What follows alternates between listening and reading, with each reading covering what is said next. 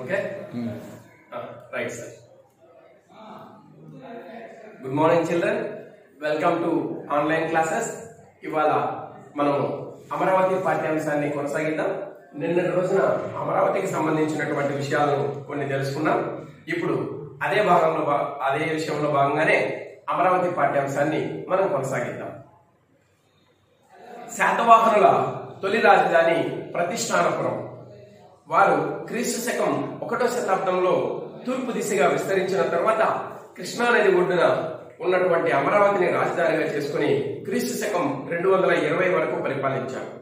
గౌతమిపుత్ర శాతకర్ణి, పులోమావి, యజ్ఞశ్రీ శాతకర్ణి మొదలైన శాతవాహనుల రాజుల కాలంలో అమరావతి ఎంతో అభివృద్ధిని పొందింది. తరువాతి కాలంలో ఇక్ష్వాకులు, పల్లవులు, చాళుక్యులు, విష్ణుకుండినులు కూడా అమరావతిని అభివృద్ధి పరిచారు. తదనంతరం అమరావతిని కోట బేతరాజు వంశజులు పరిపాలించారు. కాకతీయ సామ్రాజ్ఞి రుద్రమదేవి కోట రాజులకు సంబంధ బాంధవ్యాలు ఉండేటటువంటివని చెప్తూ ఉంటారు. తదనంతర కాలంలో ఢిల్లీ సుల్తానులు, బహుమని సుల్తానులు, విజయనగర రాజులు ఇలా వివిధ పాలకుల పరిపాలనలో అమరావతి ప్రాభవం తగ్గింది. ప్రాభవం అంటే ఆ యొక్క అమరావతి యొక్క గొప్పతనం తగ్గింది. కొండపల్లిని జయించిన విజయయాత్రలో విజయనగర చక్రవర్తి శ్రీకృష్ణదేవరాయలు అమరావతిలోని అమరలింగేశ్వర స్వామిని దర్శించి విలువైన కానుకలు సమర్పించినట్లు శిలాశాసనాల ద్వారా తెలుస్తుంది. తరువాత క్రీస్తు శకం 1798లో స్థానిక జమీందారు రాజా వాసిరెడ్డి వెంకటాద్రి నాయుడు గారు అమరావతిని అత్యంత వైభవోపేతమైన రాజధాని నగరంగా తీర్చిదిద్దారు. అమరావతి అనేక మంది ప్రభువుల పాలనలో కాలానుగుణంగా మార్పులు పొందినట్టు చరిత్ర వల్ల తెలుస్తోంది.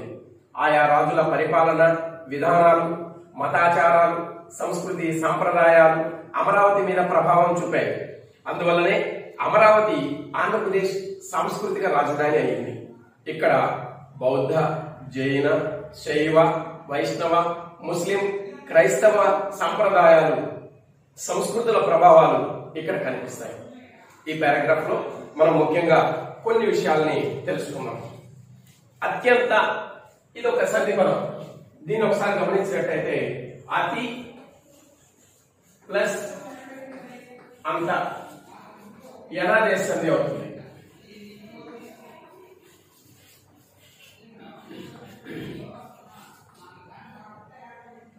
ఎలా చేస్తుంది సూత్రము ఆల్రెడీ మనకు తెలుసు. ఈ ఊరులకు అసవర్ణములైనటువంటి అచ్చులు పరమైనప్పుడు క్రమంగా యావారాలు ఏకాదశం అవుతాయి. యావారాలను ఎన్నులు అంటారు. ఎన్నులు ఏకాదశంగా వస్తాయి కాబట్టి ఇది ఎనాలిసిస్తుంది. ఇక దీని తర్వాత వైభవోపేతమైన, వైభవ ప్లస్ ఉపేతమైన,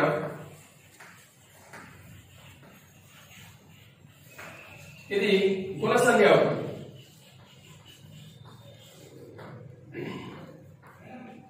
వైభవ ప్లస్ ఉపేతం. అకాలములకు ఈ ఊరులు పరమైనప్పుడు క్రమంగా ఏవో అర్లు ఏకాదశం అవుతాయి. ఏవో అర్లను గుణములు అంటారు. గుణములు ఏకాదశంగా వస్తాయి కాబట్టి ఇది గుణసంధి. ఇక దీని తర్వాత మనకి చెప్పుకోదగినటువంటి విషయం, అమరావతిని రాజధానిగా చేసుకుని పరిపాలించిన తొలి చక్రవర్తులు ఎవరు అని కనుక మనం ప్రశ్నించుకున్నట్టయితే శాతవాహనులు అని మనం చెప్పుకోవచ్చు. అట్లనే అమరావతిని అభివృద్ధి పరిచిన రాజవంశాలేవి అని ప్రముఖంగా అడుగుతారు మనల్ని. అటువంటిప్పుడు మనము ఇక్ష్వాకులు, పల్లవులు, చాళుక్యులు, విష్ణుకుండినులు ఇలా రాజవంశాలన్నీ కూడా మనకు పరిపాలించినట్టుగా మనకి దీంట్లో చెప్పుకోవడం జరుగుతుంది. ఇక అమరావతి ప్రభావం తగ్గడానికి గల కారణాలు ఏంటి అని జనరల్ గా ప్రశ్నించినప్పుడు సర్వసాధారణంగా మనము ఒక రాజవంశం పరిపాలించిన తర్వాత మరొక రాజవంశం వాళ్ళ మీద దండయాత్ర చేయడం కానీ, లేదు ఇతర రాజులు దండయాత్రలు చేయడం కానీ ఇలా జరిగినప్పుడు వీళ్ళ సంస్కృతి ప్రభావం తగ్గిపోయి తర్వాత వచ్చినటువంటి పరిపాలకుల యొక్క ప్రభావం పెరుగుతుంది. అందువల్ల ఒక సంస్కృతి మరొక సంస్కృతి పైన దాడులు చేయడం జరిగింది. కాబట్టి అమరావతికి సంబంధించినటువంటి దాని యొక్క ప్రభావం రోజు రోజుకి తగ్గుతూ వచ్చింది అని మనం చెప్పుకోవచ్చు. ఇక దీని తర్వాత క్రీస్తు పూర్వం 5వ శతాబ్దిలో గౌతమ బుద్ధుడు అమరావతిని సందర్శించాడు. తథాగతుని పవిత్ర పాదస్పర్శతో అమరావతిలోని అమరారామం పునీతమైందని బౌద్ధులు భావిస్తారు. ఇక్కడ మనం గమనించుకోవాలి, తథాగతుడు అంటే ఎవరు? తదా అప్పుడే, ఆగతుడు వచ్చినటువంటి వాడు అంటే మనల్ని ఉద్ధరించడానికి వచ్చినటువంటి వాడు తథాగతుడు. అంటే బుద్ధునికి మరొక పేరే తథాగతుడు. ఇక్కడ అమరారామం అన్నారు.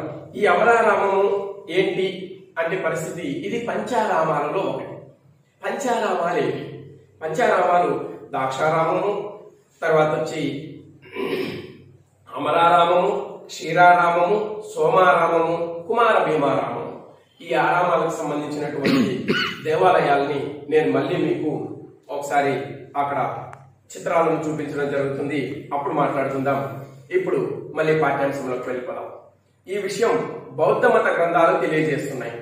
ఇటీవల 2006వ సంవత్సరంలో ప్రపంచ బౌద్ధ మత గురువు దలై లామా అమరావతిలో కాలచక్ర పరివర్తనం నిర్వహించారు. కాలచక్ర పరివర్తనం అంటే ఏంటి?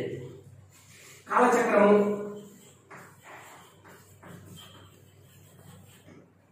పరివర్తనం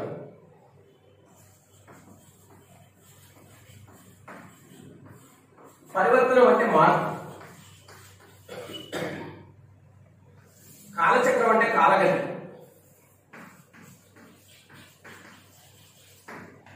గమనించండి, అంటే కాలము ఒక సంవత్సరం నుంచి మరొక సంవత్సరానికి కాలము గడిచిపోయే కొద్దీ వచ్చేటటువంటి మార్పులను కాలచక్ర పరివర్తనం అంటాం. బౌద్ధ మతంలో బౌద్ధ మత గురువు అయినటువంటి దలై లామా ఆయన ఏం చేస్తారంటే ప్రతి 4 ఏళ్లకు ఒక్కసారి ఈ యొక్క కాలచక్ర పరివర్తనం అనేటటువంటి ఒక పెద్ద కార్యక్రమాన్ని చేయడం జరుగుతుంది.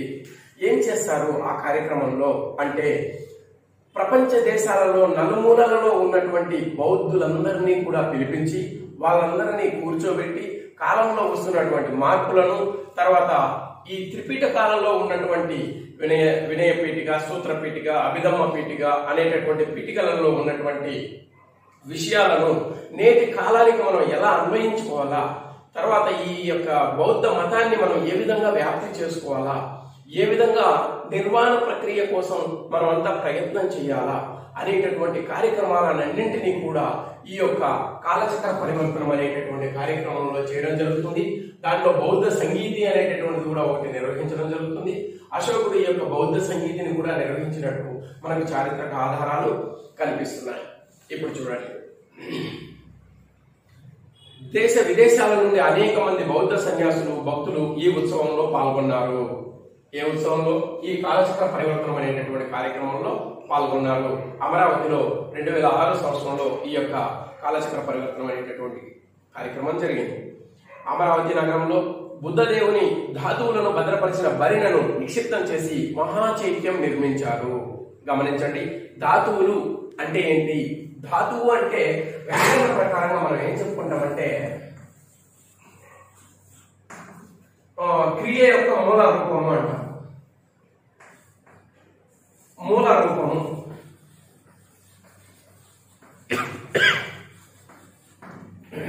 దీన్ని ధాతువు అంటాం.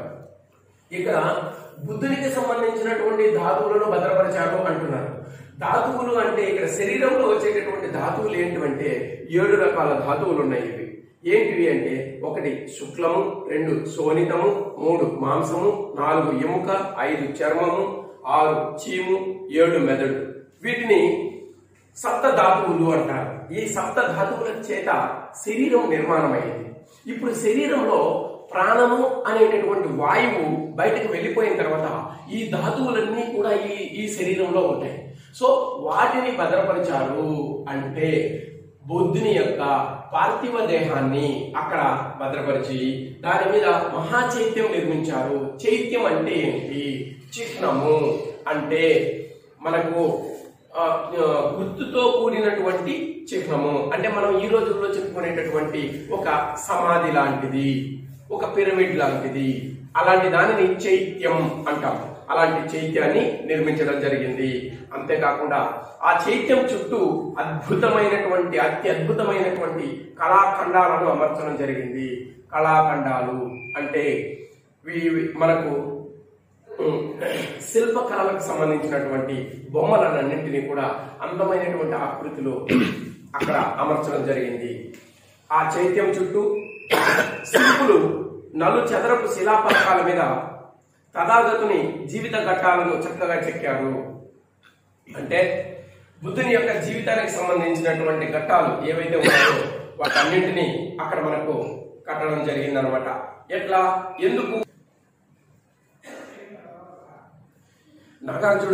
నాగార్జునుడనే బౌద్ధ మతాచార్యుడు శాతవాహనుల కులగురు. ఈయన ధరణికోటలోను నందికొండ ప్రాంతంలోను గల బౌద్ధ ఆరామాలలో నివసించేవాడు. ధరణికోటలో గొప్ప బౌద్ధ విశ్వవిద్యాలయం ఉండేది. దీనికే ధాన్యకటకం విద్యాలయం అనేటటువంటి పేరు ఉండేది. అట్లాగే శ్రీపర్వత విద్యాపీఠం అనే పేర్లు కూడా ఉండేవి. అనేక దేశాల విద్యార్థులు ఇక్కడికి వచ్చి విద్యార్థులు చేసేవారు. ఈ విశ్వవిద్యాలయంలో 7,700 మంది బౌద్ధ భిక్షువులు ఉండేవారు. ఈ విశ్వవిద్యాలయంలో ధర్మశాస్త్రము, రాజనీతి, సాహిత్యము, వైద్యము, రసము, రసాయనము, వృక్షశాస్త్రము, లోహశాస్త్రములకు సంబంధించినటువంటి అంశాలను బోధనాంశములుగా ఉండేవి. నందికొండలో 1500 గదులు గల ఆరామాలలో ఎక్కువ భాగం వివిధ శాస్త్ర గ్రంథాలతో నిండి ఉండేవి అని ఆచార్య బుద్ధఘోషుడు, ఆర్యదేవుడు, ధర్మకీర్తి మొదలైనటువంటి తత్వవేత్తలంతా కూడా ఇక్కడ బోధనలు చేసేవారని క్రీస్తు శకం 640లో ఈ ప్రాంతాన్ని సందర్శించినటువంటి చైనా యాత్రికుడు హ్యాన్ సాంగ్ తన రచనలలో తెలియజేశారు. ఇక్కడ కొన్ని విషయాలను చూద్దాం మనము. విద్యార్జన అంటే విద్య ప్లస్ ఆర్జన, సవర్ణ తెలుసండి.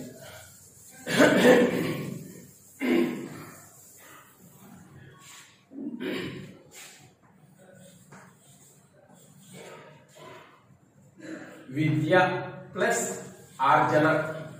ఆర్జన అంటే సంపాదించడం, విద్య అంటే చదువు. ఈ విద్యను ఆర్జించడమే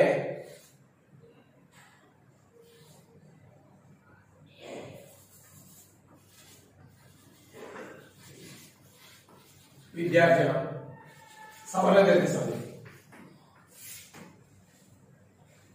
అట్లాగే ధర్మశాస్త్రము అంటే ధర్మానికి సంబంధించినటువంటి అనేక విషయాలను తెలియజేయడం. ఇక్కడ రసము అంటే 2-3 అర్థాలు వస్తాయి. మనం తినే రసం కాదు బాబు, ఆ రసం వేరు, ఇక్కడ ఈ రసం వేరు. ఏంటి మరి ఈ రసము అంటే? శృంగారము, హాస్యము, ఇటువంటి రసాలకు సంబంధించినటువంటి. అట్లాగే సాహిత్యంలో, పద్యాలలో, కావ్యాలలో యుద్ధము, బీభత్సము, ఇలాంటి భయానకము, ఇటువంటి రసాలు ఉంటాయి. ఆ రసాలకు సంబంధించినటువంటి నవరసాలు అంటారు వీటిని. ఆ రసాలకు సంబంధించినటువంటి అనేక విషయాలను ఇక్కడ బోధించేవారు. ఇకపోతే మనము ఆ కాలంలో అమరావతిని కేంద్రంగా చేసుకుని జైన మతం కూడా విస్తరించింది.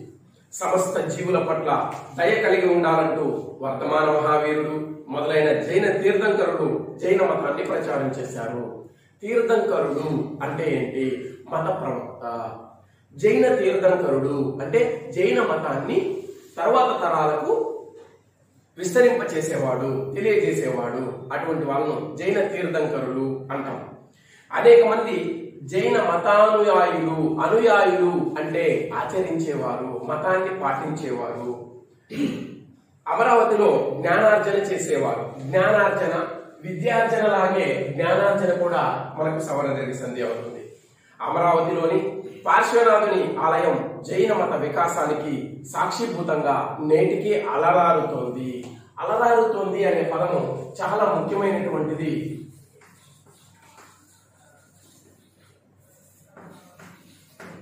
ఈ పదం పైన మనకు సొంత వాక్యం అడుగుతాడు, పరీక్షల్లో గ్యారంటీగా వస్తుంది, చాలా ఇంపార్టెంట్.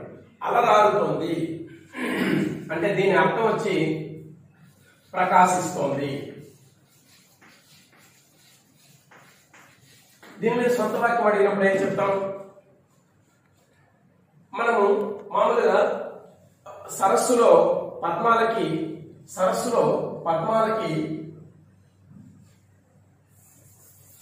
పద్మాల చేత అలరాడుతోంది అని మనం చెప్తాం. సో ఆ విధంగా మనకు ఖచ్చితంగా దీని మీద సొంత వాక్యం అడుగుతారు కాబట్టి మీరు గుర్తుపెట్టుకోండి. 12-13 శతాబ్దాలలో బౌద్ధ మతం ప్రభావం తగ్గిపోయింది, శైవ మతం ప్రారంభమైంది, వ్యాప్తి చెందింది. రాజులు కూడా శైవ మతాన్ని అవలంబించసాగారు. శివుడి ఆత్మలింగంలో ఒక భాగాన్ని దేవతల రాజైన ఇంద్రుడు అమరావతిలో ప్రతిష్ఠించాడనే పురాణ గాథ ప్రచారంలో ఉంది. అమరావతిలోని అమరలింగేశ్వర స్వామి ఆలయం పంచారామాలలో ఒకటిగా ప్రఖ్యాతి చెందింది. రాజా వాసిరెడ్డి వెంకటాద్రి నాయుడు గారు అమరావతికి సమీపంలో వైకుంఠపురంలో వెంకటేశ్వర స్వామి ఆలయాన్ని నిర్మించాడు. తరువాతి కాలంలో అమరావతి ఇస్లాం, క్రైస్తవ మతాలకు కూడా ఆలవాలమైంది. మనం గమనించాలి, ఆలవాలం అనేటటువంటి మాట కూడా మనకి సొంత వాక్యం అడుగుతారు. ఆలవాలం, దీనికి మనము 2 అర్థాలు చెప్పుకోవచ్చు. నెలవు, చోటు, స్థానం, ఇలా చెప్పుకోవచ్చు. చెప్పుకున్నప్పుడు దీని మీద మనం సొంత వాక్య ప్రయోగం చెప్పుకున్నప్పుడు తిరుమల కొండ భక్తులకు ఆలవాలంగా ఉన్నది అని మనం చెప్పుకోవచ్చు. సో ఈ రకంగా స్పాంటేనియస్ గా వస్తున్నటువంటి కాలంలో వస్తున్నటువంటి మార్పులను బట్టి సొంత వాక్యాలను కూడా మనం ఓన్గా ఫ్రేమ్ చేసుకొని రాయొచ్చు. సో ఆ ప్రకారంగానే ఇది తరువాతి కాలంలో అమరావతిలో ఇస్లాం మతం వచ్చింది, క్రైస్తవ మతం వచ్చింది, ఇవన్నీ వచ్చాయి. అన్ని మతాల వారి సమాగమంతో భారతీయ ఆత్మతో ఆధ్యాత్మిక కేంద్రంగా అమరావతి నేటికి విరాజిల్లుతోంది అని అన్నా కూడా అది కూడా మనకి విరాజిల్లుట, ప్రకాశించుట,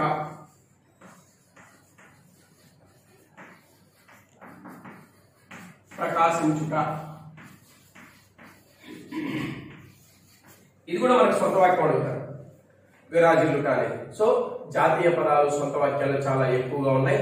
వీటి గురించినటువంటి బొమ్మల్ని మనం ఇప్పుడు ఒకసారి చిత్రాలను పరిశీలిద్దాం. ఆ చిత్రాలని పరిశీలిస్తూ మనం మిగతా విషయాలు మరికొన్నింటిని మనం తెలుసుకుందాం.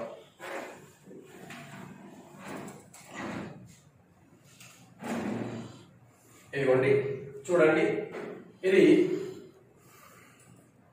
ఆంధ్రప్రదేశ్,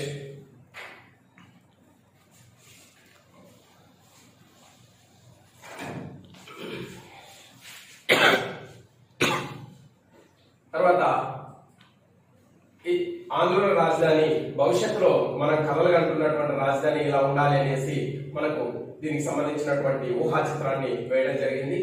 సో మనకి ఈ అమరావతి ఒడ్డునే మనకు కృష్ణా నది ప్రవహిస్తున్నది. ఆ నది యొక్క ముఖ చిత్రం మనం నిన్నటి రోజున దీనికి సంబంధించినటువంటి ఉద్దేశం అది తెలుసుకున్నాం. ఆంధ్రప్రదేశ్ నూతన రాజధానిగా అమరావతి నిర్మితం అవుతుందని, చారిత్రక, సాంస్కృతిక, ఆధ్యాత్మిక నేపథ్యం కలిగినటువంటి అమరావతి గురించి ఈనాటి ఆంధ్రులు తెలుసుకోవాల్సిన అవసరం ఉందని, మన రాజధాని నగర పూర్వ వైభవాన్ని గురించి తెలపడమే ఉద్దేశమని మనం నిన్నటి రోజున చెప్పుకున్నాం. అట్లనే ప్రక్రియ వివరాలను కూడా నిన్న మీకు వివరించడం జరిగిందనమాట. ఒక వ్యాసం, ఒక అంశంలో ఏదైనా ఒక అంశాన్ని గురించి వివరంగా చెప్పేదే వ్యాసం. ఆ వ్యాసం ఆధారాలతో కూడినటువంటి సమగ్రమైన సమాచారాన్ని అందిస్తారు వ్యాసంలో.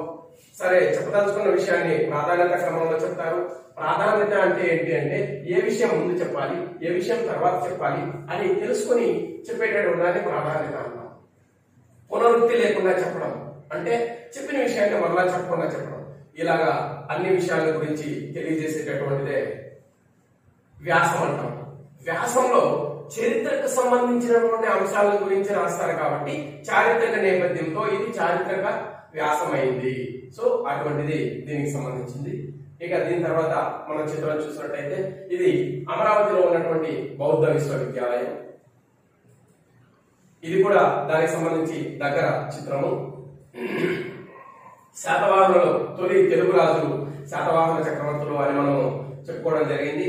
అదే ఇందులో శాతవాహన చక్రవర్తులు వాళ్ళు చిత్రించినటువంటి శిల్పాలకు సంబంధించి ఇది శాతవాహనులకు సంబంధించి వాళ్ళు పరిపాలించినటువంటి రాజ్యం ఎంతవరకు విస్తరించింది, మన భారతదేశంలో, దక్షిణ భారతదేశంలో ఎంతవరకు విస్తరించింది అనేటటువంటి విషయం. తర్వాత ఆ రాజుల కాలంలో ఉన్నటువంటి నాణ్యాలు, ఇటువంటివన్నీ కూడా ఇక్కడ మనం చూడొచ్చు. ఇకపోతే మనకు ఆధునిక అమరావతి ఎట్లా ఉంది అంటే ఈ యొక్క భారత చిత్రపటంలో ఇక్కడ ఉన్నటువంటి ఆంధ్రప్రదేశ్ లో ఇక్కడ మనకు శాతవాహన రాజులు పరిపాలించినటువంటి ఈ యొక్క సామ్రాజ్యాన్ని మనం ఈ యొక్క చిత్రంలో మనం చూడవచ్చు, శాతవాహనుల సామ్రాజ్యాన్ని. దీని తర్వాత మనకి ఇదే శాతవాహనుల సామ్రాజ్యం తూర్పు దిశగా విస్తరించారు అని మనము ఇందాక చదువుకున్నాం పాఠ్యాంశంలో. సో ఇక్కడ విస్తరించినటువంటి సామ్రాజ్యాన్ని ఇటువైపున తర్వాత ఇటు మన హైదరాబాద్ ఇటువైపున పర్వతాల వరకు విస్తరించినట్టుగా ఇక్కడ మనకు చిత్రంలో చూపించడం జరుగుతుంది. దీని తర్వాత మనకు ఇటువైపున ఉజ్జయిని వరకు ఈ యొక్క రాజ్యం విస్తరించినట్టుగా ఈ యొక్క రాజులకు సంబంధించినటువంటి విషయాన్ని మనం తెలుసుకుంటాం. మనకు దీంట్లోనే భాగంగానే ఈ అమరావతికి సంబంధించి మొట్టమొదట దీన్ని ధాన్యకట్టం అనే పేరుతో పిలిచారు. ఎందుకు అంటే ధాన్యానికి నిలయమైనటువంటిది, అందుకనే ధాన్యకట్టం అనేటటువంటి పేరుతో పిలిచారు. దాని తర్వాత దాని పేరు మార్చుకున్నారు, ధరణికోట అన్నారు. అంటే ఈ భూమి మీద మనకు అన్ని రకాలైనటువంటి హంగులతోటి అన్ని రకాలైనటువంటి సౌకర్యాలతోటి ఉన్నటువంటి కోట కాబట్టి ధరణికోట అన్నారు. అట్లనే దానికే మళ్ళీ చిరమైనటువంటి శాశ్వతమైనటువంటి పేరు ఇచ్చి దేవేంద్రుడు పరిపాలించినటువంటి అమరావతి నగరం ఏదైతే ఉన్నదో దాని పేరు ఇక్కడ పెట్టడం జరిగింది. అలా పేరులో మార్పులు ఇక్కడ మనం తెలుసుకోవచ్చు. తర్వాత 1వ శతాబ్దంలో అమరావతిలో దొరికినటువంటి శిలా శాసనం ఇది. శాసన భాష వేరుగా ఉంటుంది. తర్వాత 1వ శతాబ్దంలోనే అలాంటి శాసనాల్లోనే నాగబు అనేటటువంటి తొలి తెలుగు పదం మనకు దొరికింది. ఇది మనకు పరమశ చిన్నేశ్వరి గారు అది దీనికి సంబంధించినటువంటి విషయాలు చెప్పారు. కానీ యాక్చువల్ గా దీన్ని తెలియజేసినటువంటి వ్యక్తి వేటూరి ప్రభాకర శాస్త్రి గారు. ఇదిగోండి, ఇది గలగలపారే కృష్ణా నది. ఈ నది ఒడ్డున మనం నగరాన్ని నిర్మిస్తున్నాము. మెగస్తనీసు తన ఇండికా అనేటటువంటి గ్రంథం ఏదైతే ఉందో ఆ గ్రంథంలో ఈయన మెగస్తనీసు ఆయన దీనికి సంబంధించి మన ఆంధ్రదేశానికి సంబంధించి విషయాలన్నింటినీ కూడా దాంట్లో రాయడం జరిగింది. ఇక దీని తర్వాత మౌర్య చంద్రగుప్తులు వాళ్ళు రాజ్యాన్ని పరిపాలించినటువంటి చిత్రాలు మనం ఇందులో చూడవచ్చు. ఈయన మౌర్య చంద్రగుప్తుని యొక్క చిత్రం ఇది, శిల్పము. మౌర్య వంశ స్థాపకుడు చంద్రగుప్త మౌర్యుడు జీవిత చరిత్రకు సంబంధించినటువంటి పుస్తక ముఖ చిత్రం. చంద్రగుప్త మౌర్యుడు మౌర్య సామ్రాజ్యం అంటే 265 BC అంటే క్రీస్తు పూర్వానికి సంబంధించినటువంటి 265లో మౌర్య సామ్రాజ్యము ఎట్లా విస్తరించి ఉంది, ఎక్కడి నుంచి ఎక్కడి వరకు విస్తరించి ఉంది అంటే భారతదేశము ఈ చుట్టుప్రక్కల ప్రాంతాల్లో ఇటు పాకిస్తాన్ వరకు మొత్తం అంతా, ఆఫ్ఘనిస్తాన్, పాకిస్తాన్ మొత్తం రాజ్యం అంతా కూడా మనకి ఈ యొక్క మౌర్య చంద్రగుప్తులు పరిపాలించినట్టుగా ఇక్కడ మనకి తెలుస్తుంది. ఇక అశోకుడు బౌద్ధ మతాన్ని మన దేశానికి తీసుకొచ్చినటువంటి వ్యక్తి. తర్వాత బౌద్ధ స్తూపం, ఇక్కడ మహా చైత్యము అనేటటువంటిది, దీన్నే చైత్యము అంటారు. ఇక్కడనే గౌతమ బుద్ధుని యొక్క అవశేషాలు ఏవైతే ఉన్నాయో, ధాతువులు ఏవైతే ఉన్నాయో అవి ఇక్కడే పెట్టి మనకు ఇక్కడ చైత్యం నిర్మించడం జరిగింది. చైత్యం చుట్టూ అద్భుతమైన శిల్ప కళాఖండాలను పెట్టారని మనం చదువుకున్నాం. ఇవన్నీ కూడా శిల్ప కళాఖండాలు, శిల్పాలు. ఈ శిల్పాలకు సంబంధించినటువంటి అంశాలు అవన్నీ కూడా.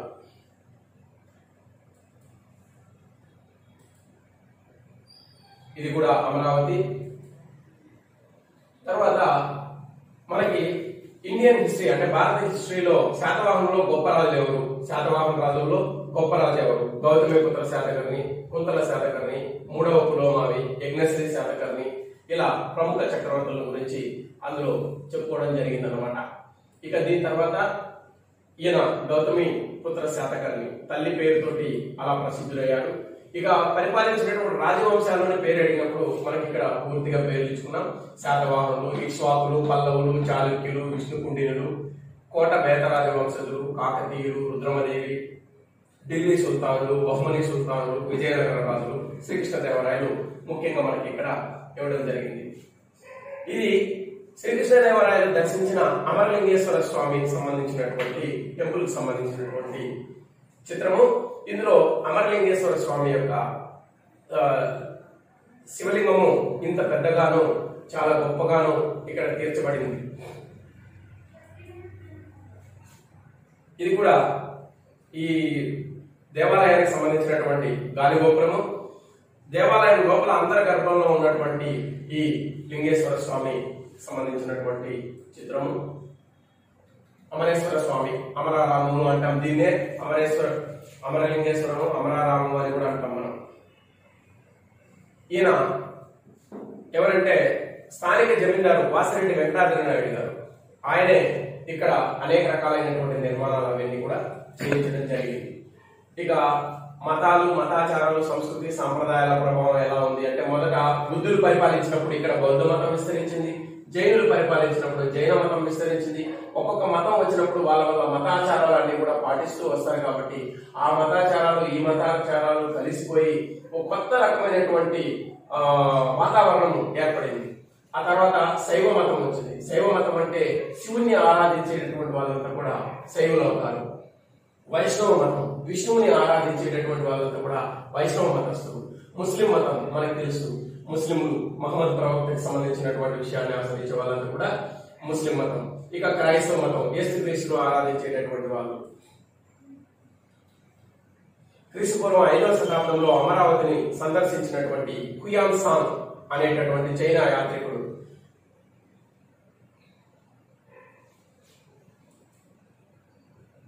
గౌతమ బుద్ధుడు మనకి ఇక లుంబిని వనంలో జన్మించిన తర్వాత ఆయన వెళ్లి ఒక చెట్టు దగ్గర బోధి వృక్షము అనేటటువంటి వృక్షం కింద కూర్చొని ధ్యానం చేసి మానవుని దుఃఖానికి మూలమైనటువంటివి కోరికలు, ఈ కోరికలను మనం జయిస్తే తప్పనిసరిగా సుఖంగా ఉంటాం, ప్రశాంతంగా ఉంటాం అని ఆ కోరికలను జయించడానికి మార్గాల్ని అన్వేషించి ఆ మార్గాలన్నింటినీ కూడా తన త్రిపిటకాలలో రాసినట్టుగా మనం చెప్పుకోవడం జరిగింది. ఇదే బోధి వృక్షం కింద ఆయన బుద్ధుడికి జ్ఞానోదయం కలిగినటువంటి విషయం. బుద్ధుడు ఈయన గౌతమ బుద్ధుడు ఈ తాను గ్రహించినటువంటి విషయాలంతా కూడా తన శిష్యులకు బోధిస్తున్నటువంటి విషయం, త్రిపిటకాలను బోధిస్తున్నటువంటి సన్నివేశాన్ని మనం ఇక్కడ చూడవచ్చు. దీని తర్వాత గౌతమ బుద్ధునికి సంబంధించినటువంటి విషయం. ఈయన 2006లో బౌద్ధ మత గురువు దలైలామా కాలచక్ర పరివర్తనాన్ని నిర్వహించినటువంటి వ్యక్తి. ఈయనే దలైలామా. ఆ సమావేశానికి హాజరైనటువంటి యొక్క బౌద్ధ సన్యాసులు వీరందరూ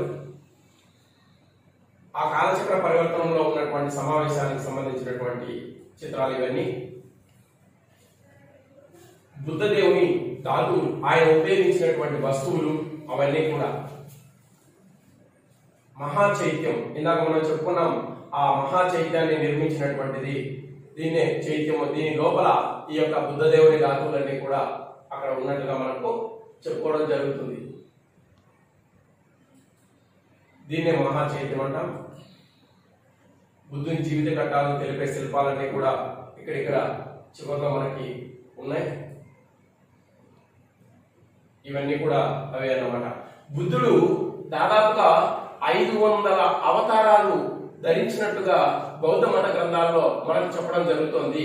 అంటే ఆయన శ్రీ మహావిష్ణువు యొక్క అవతారమని, శ్రీ మహావిష్ణువు ఏ విధంగా అయితే 28 అవతారాలు లేదా 29 అవతారాలు 26 అవతారాలు ఎత్తినట్టుగా మనకు గ్రంథాల్లో చెప్తున్నారు. ప్రధానంగా దశావతారాలను మనకు ముఖ్యంగా చెప్పుకుంటున్నాం. ఆ విధంగానే విష్ణుమూర్తికి సంబంధించినటువంటి దశావతారాలను మనం ఎంత గొప్పగా హిందువులు చెప్పుకుంటామో, బౌద్ధ మతస్థులు బుద్ధునికి సంబంధించినటువంటి 500 అవతారాల గురించి, ఆ చరిత్రల గురించి చెప్పుకుంటారు. వాటికి సంబంధించినటువంటి జీవిత ఘట్టాలే ఇవన్నీ కూడా. ఇక దీని తర్వాత శాతవాహనుల కులగురువు అయినటువంటి బౌద్ధ మతాచార్యుడు ఆచార్య నాగార్జునుడికి సంబంధించినటువంటి చిత్రం ఇది. ఇక ఆచార్య నాగార్జునుడు ఈయన తర్వాత ఈయన నాగార్జునుడే శిల్పం అది. ఈయన హుయాన్ సాంగ్ మనకి ఇదివరకే ఒకసారి చిత్రం వచ్చింది. అనేక దేశాల విద్యార్థులు ఇక్కడ జ్ఞానార్జన చేసేవారు. విశ్వవిద్యాలయంలో మనకు చేసుకునేటటువంటి విషయం. 7,700 మంది బౌద్ధ భిక్షువులు ఉండేవారు. అంటే ఈ విధంగా వాళ్ళు చేసేవారని మనకు చెప్పడం జరిగింది. అక్కడ మనకు విశ్వవిద్యాలయాల్లో ఏ విషయాలు బోధిస్తారనేటటువంటి విషయం ఇందాక పుస్తకంలో చదువుకున్నాము. ఆ విషయాలు ధర్మశాస్త్రము, రాజనీతి శాస్త్రము, సాహిత్యము, వైద్యము, రసశాస్త్రము, రసాయన శాస్త్రం. రసాయన శాస్త్రం వేరు, రసశాస్త్రం వేరు. అదే ఇందాక మీకు నేను వివరించాను. వృక్ష శాస్త్రము, లోహ శాస్త్రము. సో వీటికి సంబంధించినటువంటి విషయాల్ని అన్ని కూడా వివరించేవాళ్ళు. ఇక్కడ బుద్ధఘోషుడు, ఆచార్య బుద్ధఘోషుడు ఈయన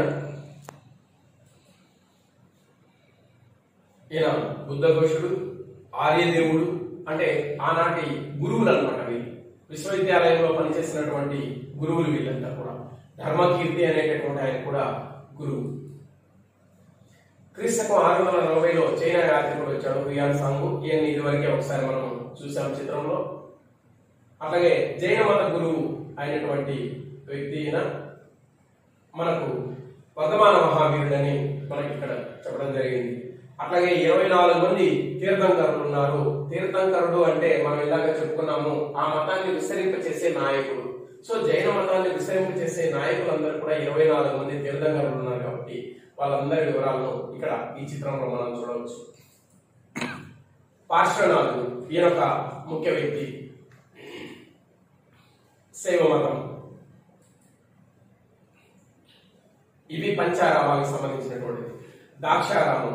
దాక్షారామం అంటే దక్షుని కుమార్తె అయినటువంటి పార్వతి, ఆమె ఇక్కడ ఈ దక్షుడు పరిపాలించినటువంటి నగరమే దాక్షారామం.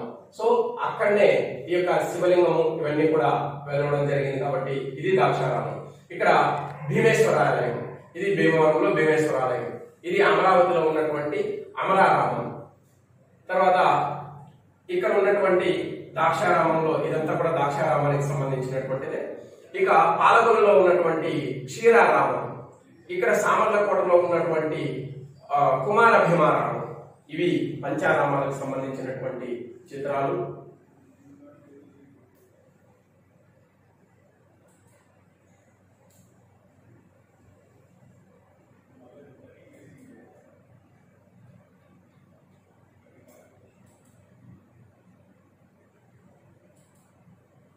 అమరావతి అమరారామము.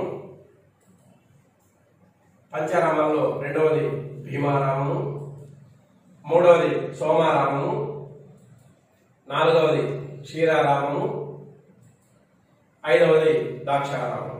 ఇవి వీటికి సంబంధించినటువంటివి. ఇది మనము వాసిరెడ్డి వెంకటాద్రి నాయుడు గురించి ఇదివరకే చెప్పుకున్నాం. అమరావతిలో దీనికి సంబంధించి శ్రీనివాసం అనగా వెంకటేశ్వర స్వామికి సంబంధించినటువంటి టెంపుల్ ఇక్కడ కట్టించడం జరిగింది. ఈ కట్టించినటువంటి వ్యక్తి కూడా రాజా వెంకటాద్రి నాయుడు గారు వైకుంఠపురంలో వెంకటేశ్వర స్వామి ఆలయాన్ని నిర్మించడం జరిగింది. సో ఈనాటి పాఠ్యాంశానికి సంబంధించినటువంటి విషయాలు ఇక్కడ వరకు వచ్చాయి. ఇక అద్భుతమైనటువంటి క్రైస్తవ మతం ఎట్లా విస్తరించింది దానికి సంబంధించినటువంటి విషయాలు, తర్వాత అమరావతి శిల్పాలు, అమరావతి స్తూపం 2000 ఏళ్ల కిందటిది అని చెప్పని మనకు చెప్పడం జరిగింది. ఇక్కడి నుంచి మనము ఇంతటితో ఈనాటి కాలాంశానికి మనకు సంబంధించినటువంటి విషయం పూర్తయింది. మిగతా విషయాలు రేపటి రోజున మనం తెలుసుకుందాం.